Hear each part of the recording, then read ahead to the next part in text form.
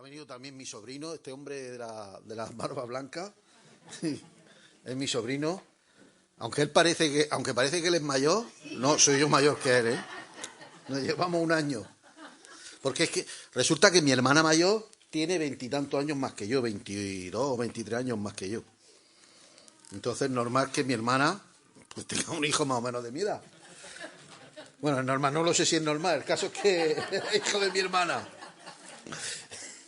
Y él también es predicador, y él estuvo conmigo en la escuela bíblica, yo lo tuve de alumno, y bueno, pues es un hombre también de Dios que comparte la palabra del Señor. ¿Cómo lleváis el libro de Hechos? Hoy me habéis dado una faena en la que tengo que desarrollar 50 y tantos versículos. Pero no preocuparse, ¿vale? Porque yo mayormente me dedico a la enseñanza. El fin de semana pasado estuve haciendo un curso que duró 2 sesiones de 12 horas, escuchando y encima de todo el profesor era inglés, que no entendía lo que decía, pero bueno. Leemos la palabra del Señor en Hechos de los Apóstoles, en el capítulo 6, en el versículo 5 hasta el 7. Vamos a ver quién era Esteban. Esteban significa corona. Dice en el capítulo 6, en el versículo del 5 hasta el 7, dice: y agradó la propuesta a la multitud, y eligieron a Esteban, varón lleno de fe y del Espíritu Santo, a Felipe, Prócoro, Nicanor, Timón, Parmenas, Nicolás, prosélito de Antioquía, los cuales presentaron ante los apóstoles, quienes oraron y les impusieron las manos, y crecía la palabra del Señor. El número de los discípulos se multiplicaba grandemente en Jerusalén. También muchos de los sacerdotes obedecían a la fe. Vamos a orar al Señor. Querido Dios, querido Padre, te doy muchas gracias, Señor, por poder compartir tu palabra, Dios mío. Te ruego, Señor, que sean tus palabras y no mis palabras, Dios mío.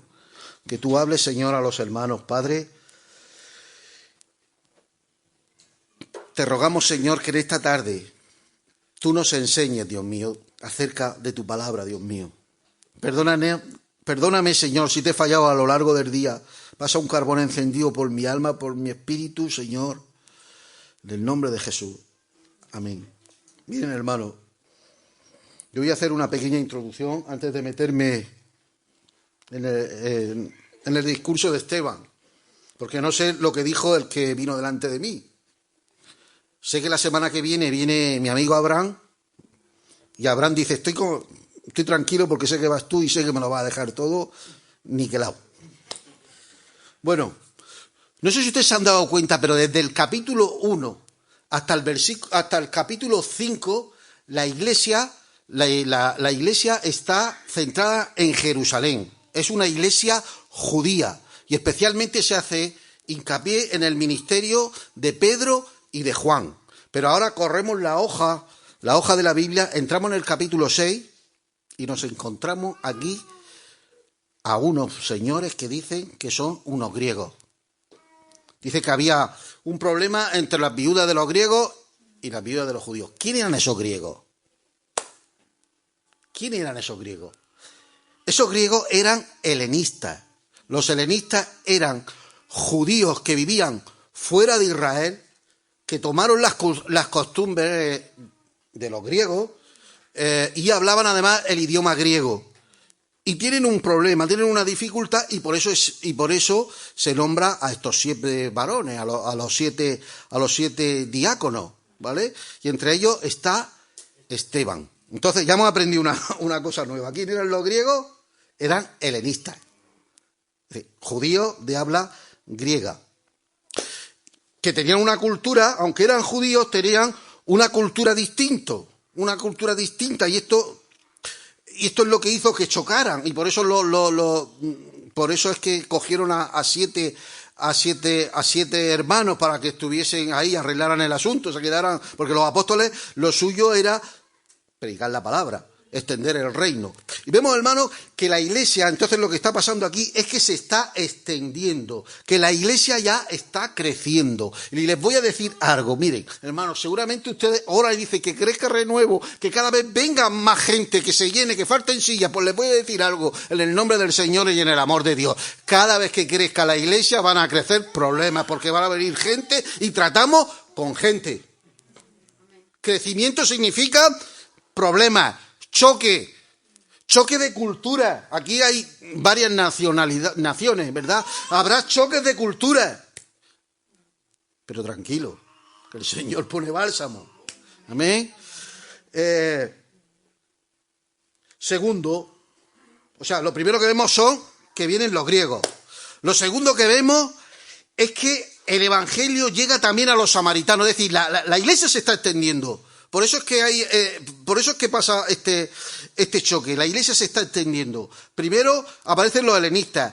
Segundo, el evangelio llega a los samaritanos, y dice la palabra del Señor que el Espíritu Santo se derrama sobre los samaritanos. Y tercero, un varón eunuco, eso está en el capítulo 8, creo que está en el 8.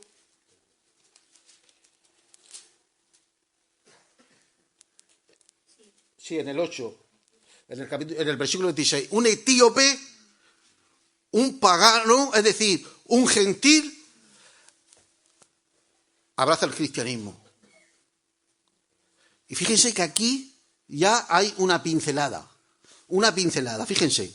Lo que dice Deuteronomio capítulo 2, capítulo 23, versículo 1, dice: ninguno que haya sido castrado, es decir, eunuco, o que tenga cortado su miembro, entrará en la asamblea del Señor. Sin embargo, aquí podemos ver una paradoja de la vida. Él no podía entrar al templo donde estaba el Señor, pero el Señor sale del templo y lo abraza. Porque cuando hay un corazón contrito y humillado, por muy pecador que sea, el Señor se desplaza, lo agarra y le dice: te amo. Y ahora vamos a meternos ya en el proceso de Esteban, el juicio de Esteban. Miren, hermano, si ustedes se dan cuenta, yo se lo voy a decir, ¿vale? Hasta que llegamos al capítulo 7, hay 3 juicios. Primero, en el capítulo 4 se juzga a Pedro y a Juan y los encarcelan. Y se les juzga por haber sanado a un paralítico que estaba en el templo, en la puerta que se llamaba de la Hermosa. ¿Y cuál es la sentencia? Le amenazan de que no hablaran más de Dios, que no hablaran más de Cristo, mejor dicho. Bueno, Cristo es Dios. Segundo, en el capítulo 5 y versículo 40, los apóstoles son azotados. Y ahora en el capítulo 7, desde los versículos 50 al 60, vemos que Esteban es apedreado y es muerto. De manera que tenemos 3 juicios. Este es el tercer juicio, pero este es el más severo. Y a Esteban no lo mata el Imperio Romano. A Esteban lo matan los helenistas. Tampoco los judíos, los helenistas. ¿Y por qué lo matan? Vamos a ver la acusación. La acusación que le hacen está en el capítulo 6 y en el versículo 13 y 14. Dice: y pusieron testigos falsos que decían: este hombre no cesa de hablar palabras blasfemas contra este lugar santo y contra la ley. Pues le hemos oído decir que ese Jesús de Nazaret destruirá este lugar y cambiará las costumbres que nos dio Moisés. Lo peor que puede haber en una iglesia, lo digo en el amor del Señor, ¿vale?, es que venga alguien con una visión distinta y quiera cambiar algo. La mayoría, miren, hermanos, yo he vivido, hermanos que conozco que son amigos míos, hermanos que se han ido de una iglesia no por doctrina, sino porque uno decía que se tenía que tocar la batería y el otro decía que no. Y a veces, hermano, por las costumbres, por la forma de que si se tiene que levantar la mano. Donde yo era miembro, hace ya muchos años, se hizo una reunión de miembros para ver si se podía levantar las manos. Ya no se discute sobre doctrina, se discute sobre costumbre. Y esto es lo que le pasó a Esteban. Porque según ellos querían cambiar su costumbre, querían cambiar la forma que ellos veían las cosas, que dicho sea de paso estaban equivocados. Mire, me contó un pastor, que es muy gracioso, no lo podemos traer aquí porque vive en Estados Unidos. Dice que fue a dar una clase a un seminario. No voy a decir el nombre de la denominación, por respeto a ellos, pero imaginemos que se llame Los Rojos. Bueno, no, eso también está feo porque estamos en la política. Los de la pierna rota. Da la conferencia. Y cuando termina de dar la conferencia, va al rector del seminario y le dice: todo lo que ha dicho el hermano ha estado muy bien, pero recordad que nosotros somos de los de la pata coja. ¿Qué quiere decir con eso, hermano? Que el mayor choque, que lo que más cuesta es cambiar aquello que se ha cuajado tanto dentro de nosotros, que somos tan religiosos que hablamos de la Iglesia Católica y somos más católicos que el Papa. Somos más papistas que el Papa. Los helenistas le acusaban de querer cambiar sus costumbres, de querer cambiar su cultura, su forma de ser, su forma de adorar. Miren, hermano, yo cuando veo, yo me indigno. A veces, ahora mismo yo no estoy en Facebook, me he borrado, pero cuando veía que discutían si se ha de bautizar los niños pequeños, si no se tiene que bautizar, si se tiene que hablar en lengua, si no se tiene que hablar en lengua, si se tiene que levantar las manos, si no se... Todo eso es secundario. Todo eso es secundario. ¿Para qué vamos a discutir sobre eso cuando hay cientos de personas en las calles que necesitan que le hablemos de Cristo? Hay cientos de personas que dicen: socorro, que me estoy hundiendo y necesito que me echen un cable. Miren, hermano, estos que acusan a Esteban pertenecían a los libertos. Le llamaban los libertos. Pero siendo los libertos, estaban esclavizados a su forma de pensar, a sus costumbres, vivían esclavizados. Y la Biblia dice: si el Hijo os libertare, seréis verdaderamente libres. Pues dar un aplauso al Señor, que se lo merece.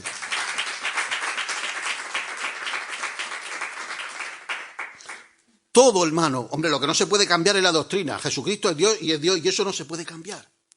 Pero la forma, os digo una cosa, la liturgia, lo que habéis hecho vosotros en el siglo I, eso era, impensable. ¿Saben cómo eran los cultos en el siglo I?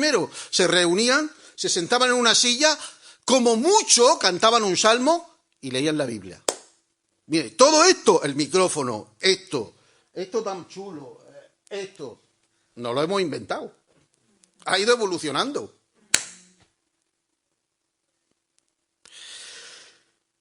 Miren, hermano, cuando se inventó el disco para marcar los teléfonos, tuvo muchos problemas porque la gente ya estaba acostumbrada a teclear pom, pom, pom, pom, y no dejaron que el disco de marcar entrara. Los arados igual. Cuando se inventó el arado de hierro, pensaban y decían: bueno, es que nosotros siempre hemos utilizado arados de madera, entonces esto no lo podemos cambiar porque puede contaminar la tierra. Hermano, debemos de adaptarnos a las nuevas épocas. Lo de hace 20 años está demostrado que no sirve para ahora. Hice un curso de evangelismo con un amigo mío que se llama Juan Diego, evangelismo explosivo, él es el director, y nos dio datos. En los años 80 funcionaban las campañas en la calle. Hoy no funcionan. Hoy funciona el evangelismo de tú a tú. Hablar con una persona. Ha cambiado, todo ha cambiado. Todo cambia. Lo que no cambia, vuelvo a repetir, es la doctrina. Por eso hay una frase en filosofía que dice: nadie se vuelve a bañar en el agua del mismo río 2 veces. porque el agua está corriendo y va cambiando. Y así es la iglesia. La iglesia no es una organización, es un órgano vivo que crece, se desarrolla y a veces pues tiene que cambiar, como ha puesto esto. Esto tan chulo, el proyector, el piano. Y si discutimos por eso, pues entonces me parece a mí que somos como los libertos. Ahora bien, vamos a ver la defensa de Esteban. ¿Cómo se defendió Esteban? Y ahora van a ver ustedes por qué los helenistas y los judíos cogieron un mosqueo tremendo. Y es que había tres pilares principales dentro del judaísmo. Lo primero era la tierra. Es decir, la Palestina, Israel, era tierra santa. Lo segundo era el templo. Y lo tercero era la ley. Y Esteban, con Biblia en mano, destruye esto. ¿Se dan cuenta los religiosos que eran los de la sinagoga de los libertos? Primera, vamos a ver. La primera sección de su defensa. Esteban nombra a Abraham, a José y a Moisés. Esto está en el capítulo 6, en los versículos desde el 1 al 43. Apuntadlo si lo queréis apuntar, no buscarlo porque si no se nos va a ir toda la tarde. ¿Qué tienen en común Abraham, José y Moisés? ¿Qué tienen en común? Que Dios les habló fuera de la tierra de Israel. Que no existe tierra santa, que eso no es verdad.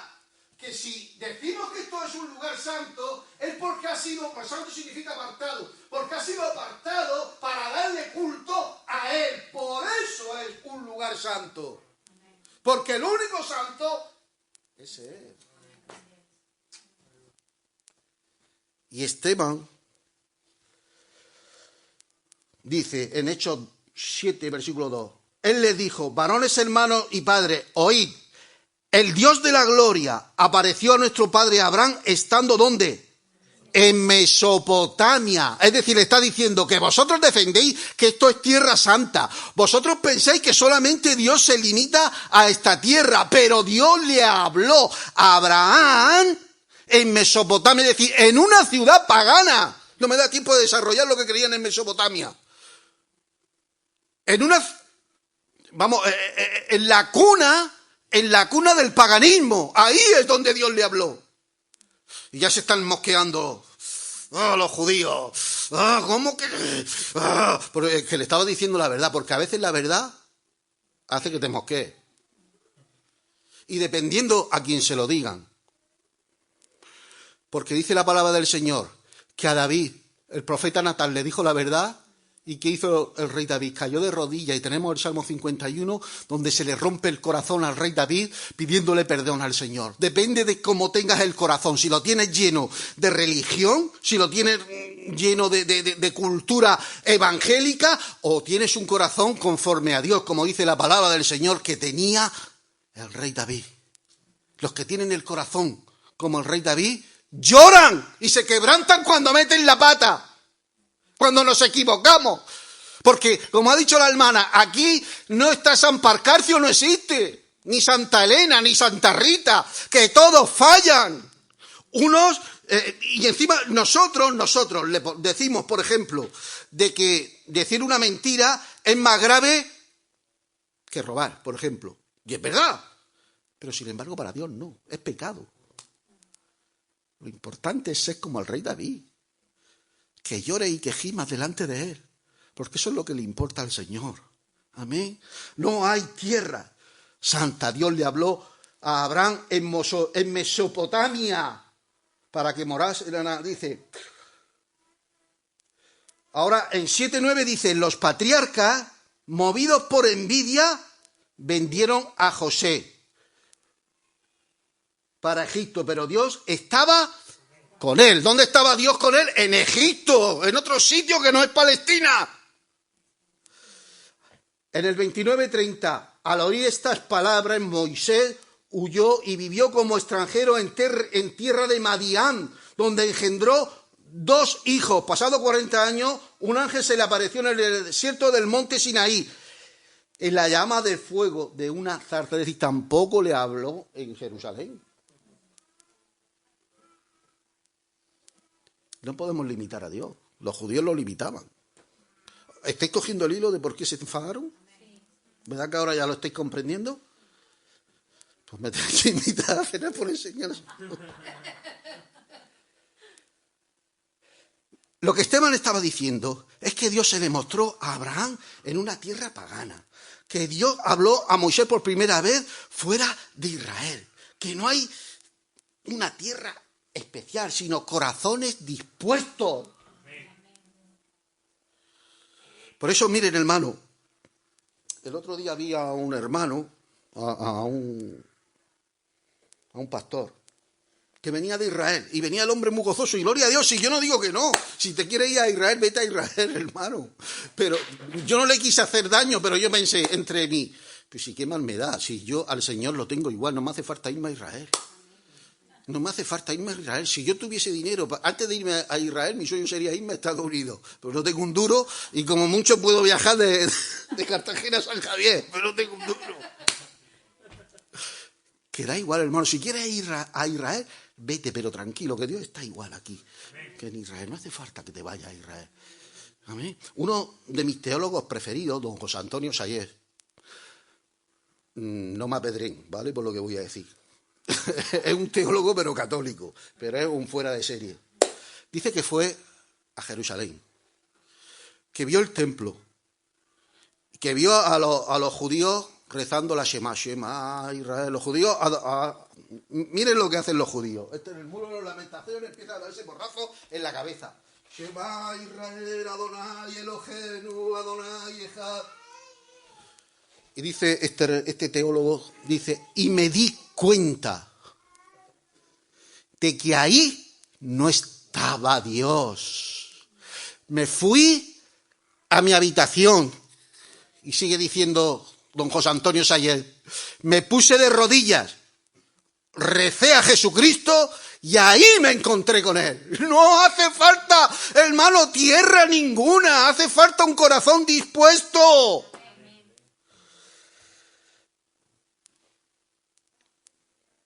Así dice la palabra, hemos leído el 7, 15 y 16. Dice, descendió Jacob a Egipto, donde murió él, y también nuestros padres, los cuales fueron trasladados a Siquén y puesto en el sepulcro que a precio de dinero compró a Abraham de los hijos de Amor en Siquén. Eso está en los versículos del 15 al 16. Ahora bien, aquí cogen un mosqueo tremendo, porque nombra a Siquén. ¿Ustedes saben lo que era Siquén? Siquén era la capital de Samaria. Y los judíos odiaban a los samaritanos. Y pensaban que los samaritanos no iban al cielo. Sin embargo, en Siquén, Dios habla con Moisés, con los padres, fuera de Egipto. ¿Se dan cuenta, hermano? ¿Vamos cogiendo el hilo? Ahora ataca al segundo pilar de la fe judía, a la ley. Los judíos pensaban, wow, nosotros tenemos la ley, somos unos fuera de serie. Y el mismo Señor Jesucristo, en el Sermón del Monte, capítulo 5, 6 y 7, cambia totalmente esa ley. Lo único que tiene vigor todavía es el decálogo, es decir, los 10 mandamientos. Pero en el capítulo 5, 6 y 7, ahí es donde se ve cómo tiene que ser un ciudadano del reino. Cuando estén en su casa, Mateo 5, 6 y 7, léanlo. Porque esa es la ley del cristiano, la ley del reino. Moisés recibió la ley, ¿dónde? En el desierto. Tampoco la recibió en Israel. La recibió fuera en el desierto. Dice en el versículo 38. Este es aquel Moisés que estuvo en la congregación en el desierto con el ángel que hablaba en el monte Sinaí y con nuestros padres, y que recibió palabra de vida para darnos. Es decir, la ley tampoco se recibió en la tierra de los judíos. Yo no sé, la gente se está volviendo loca. La gente se está volviendo loca y se va al judaísmo. Pero si el judaísmo ya ha cedido, ya ha terminado. Estamos en la gracia. Miren, hay un hombre en San Pedro del Pinatar, un gitano, que se ha ido a hacerse un ADN para ver si es judío.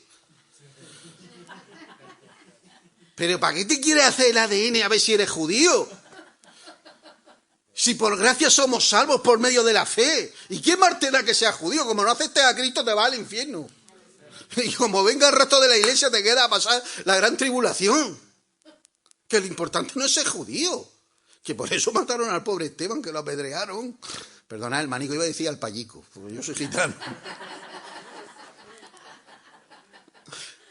Miren lo que dice en Hechos, en el mismo capítulo 7, en los versículos 51 y 53. Mirad cómo los llama Esteban. Duros de cerviz, incircuncisos de corazón y de oídos. Tela. Incircuncisos de corazón. Es decir, lo que le estaba diciendo es que no solamente es que tengáis la ley, que la verdadera ley tiene que estar morando en el corazón. Incircuncisos de corazón y de oídos. Vosotros resististeis siempre al Espíritu Santo, como vuestros padres, así también vosotros. ¿A cuál de los profetas no persiguieron vuestros padres y mataron a los que anunciaron de antemano la venida del justo, es decir, de Cristo, de quien vosotros ahora habéis sido entregadores y matadores? Vosotros que recibisteis la ley por disposición de ángeles y no la guardasteis. Le está diciendo, vosotros que decís tanto la ley, no la guardáis. Gracias a Dios que tenemos la gracia, la misericordia, la sangre de Cristo, que por medio de él Dios nos perdona. Porque igual que estas palabras que dice Esteban también son para mí. Yo también soy un incircunciso de corazón. Yo no soy San Parcarcio, yo peco todos los días. Pero gracias a que vino Cristo y murió en la cruz por mí. Por eso el cristianismo es que es perfecto. El cristianismo, miren hermano, quien sepa defender el cristianismo no le pueden tirar su fe al suelo. Otra cosa es que crean o dejen de creer. Pero si quien sepa defender el cristianismo no le pueden tirar su fe por el suelo. Miren, les voy a poner un ejemplo, estoy haciendo un paréntesis. Estaba con una compañera de trabajo y ella decía que nosotros veníamos de evolución, que no sé cuántas, que no sé qué, que si el Big Bang, que si no sé cuántas, que si no sé quintas. Y le dije, haz lo siguiente, cógete las 28, creo que son 27 o 28 letras del abecedario, las dibujas, las recortas, las metes en una pequeña papelera, las agitas y tiras las letras para arriba, a ver si sale tu nombre, Pilar.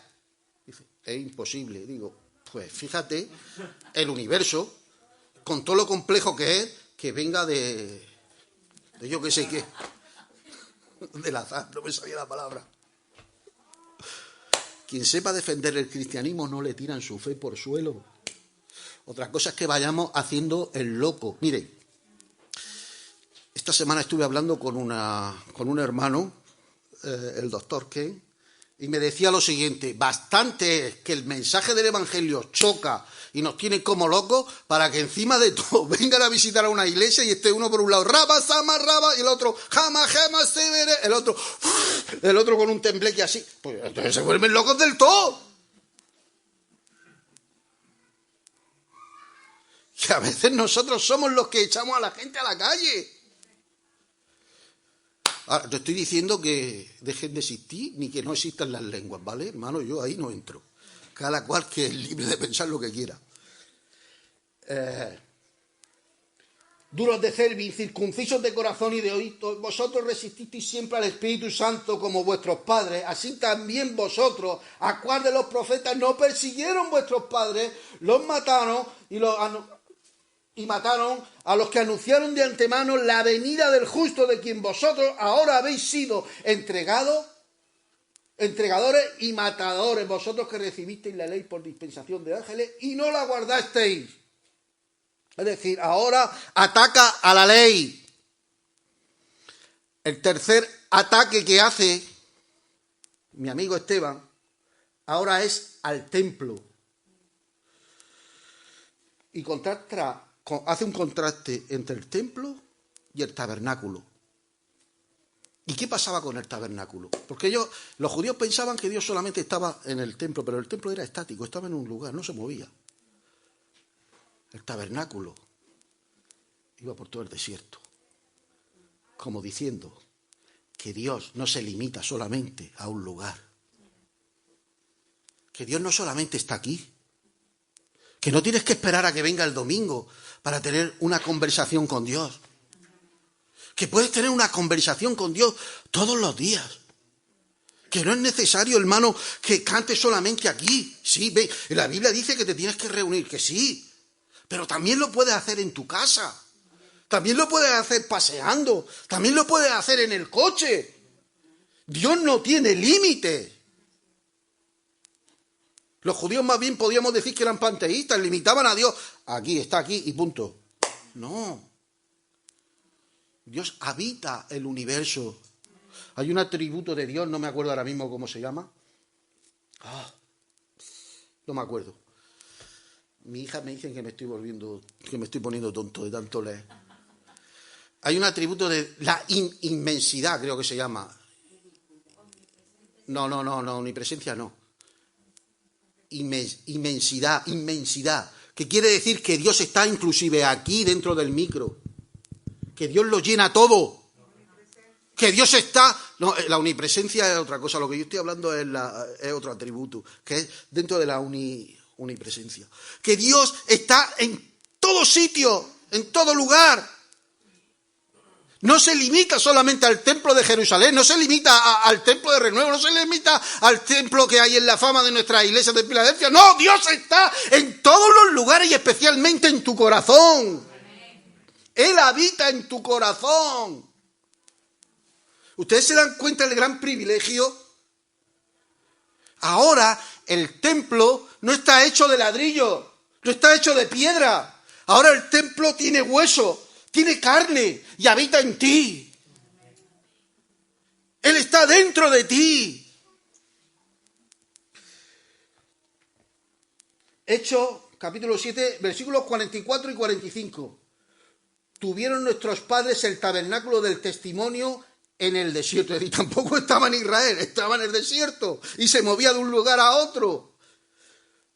Como había ordenado Dios cuando dijo a Moisés que lo hiciesen conforme al modelo que había visto, el cual recibió a su vez por nuestros padres.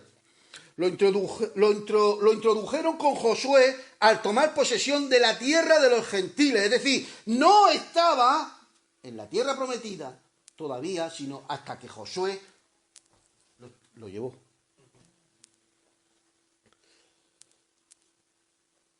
Me emociono y no sé ni por dónde voy. A los cuales Dios arrojó de la presencia de nuestros padres hasta los días de David. ¿Se dan cuenta? Dice la palabra del Señor, y esto lo dice, y este texto que voy a leer, lo nombra también Esteban. Jehová dijo así, el cielo es mi trono, Isaías 66:1. Jehová dijo así, el cielo es mi trono y la tierra el estrado de mis pies. ¿Dónde está la casa que habréis de edificar? ¿Y dónde el lugar de mi reposo? ¿Qué casa le podemos edificar? Por nuestro cuerpo. Él habita en nosotros. Habita dentro de ti.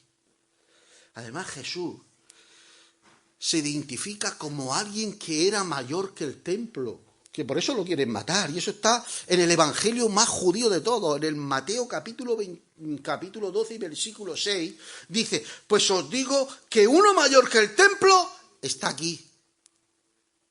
Es decir, uno mayor del templo, ¿quién es? Jesucristo. Y es mayor que el templo, porque Él es el dueño del templo y el que llena el templo de su presencia.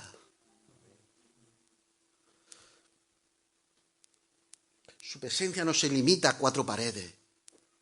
Su presencia está donde tú estés, hermano. Ahora mismo estás aquí sentada, pero terminará el culto, te irás a tu casa. No sé, a lo mejor estás haciendo la cena para hijos, nietos, no lo sé. Dios está ahí. Te acostarás a dormir y Dios está ahí. Y que no se limita a cuatro paredes. Eso era lo que no entendían los judíos. No entendían que todo eso había cambiado. Y todo porque eran unos religiosos, por sus costumbres. Las costumbres que ellos tenían no les dejaba que entrara el evangelio dentro de ellos. Por eso el énfasis que he hecho antes, de que las costumbres las tenemos que dejar ahí un poco a un lado, porque a veces por las costumbres no dejamos que fluya el poder de Dios. Miren, hermano, en mi iglesia donde yo era miembro hace años, no voy a decir el nombre tampoco, por respeto, uno de los mejores pastores que pasó por allí, muy usado por Dios, la iglesia estaba, vamos, como el culto era a las 6 de la tarde, si llegaba a las 6:05, no había asiento para sentarte. Y por la tradición, porque él levantaba las manos, lo echaron. Que lo eliminaron al pobre tico. Y después, a los años, recuerdo que dijeron, es que no teníamos que haber echado al hermano. Pues ahora ya no vale.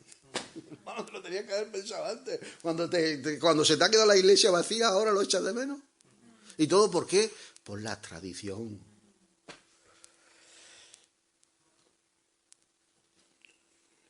Mira, Dios te escucha igual en tu casa que aquí, que aunque vayas al muro de las lamentaciones. Te puedes ir al muro de las lamentaciones, donde estaba el templo de Salomón, que te va a escuchar Dios igual. No necesitas esperar al domingo para que Dios te escuche. Dios te escucha en cada momento, en cada instante. ¿Y cuál fue el resultado de los oyentes? Cuando nuestro hermano Esteban atacó a la ley, al templo, me estoy volviendo viejo, la ley, el templo y a la tierra, ¿qué les pasó? ¿Cómo reaccionaron? Dice en el versículo 54, oyendo estas cosas, se enfurecieron en sus corazones y crujían los dientes, les crujían los dientes de rabia. Porque les rompió todas sus creencias. Pero se lo demostró con Biblia. ¿Cómo reaccionamos nosotros cuando con la palabra del Señor en mano nos enseñan que estamos equivocados? Ojalá que seamos como el rey David, que caigamos en oración, pidiendo al Señor que nos perdone, pidiéndole al Señor que nos dé un corazón nuevo conforme a su voluntad. ¿Sabes lo que significa tener un corazón conforme a Dios? Y que eso es lo que tenía el rey David. Tener un corazón conforme a Dios no significa que yo no peque. Tener un corazón conforme a Dios significa que cuando yo peco y cuando yo me equivoco, lo reconozco y me caigo de rodillas delante de Él.